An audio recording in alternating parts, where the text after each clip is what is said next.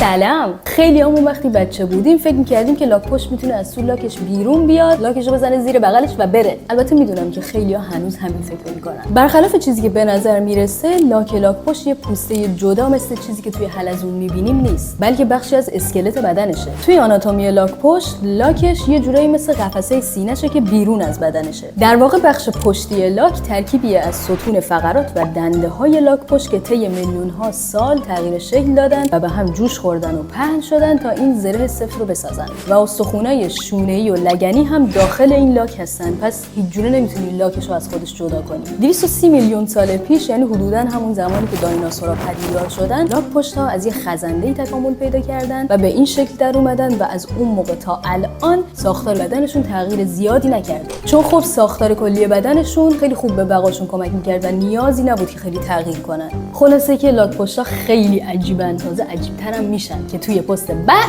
با هم خواهیم دید.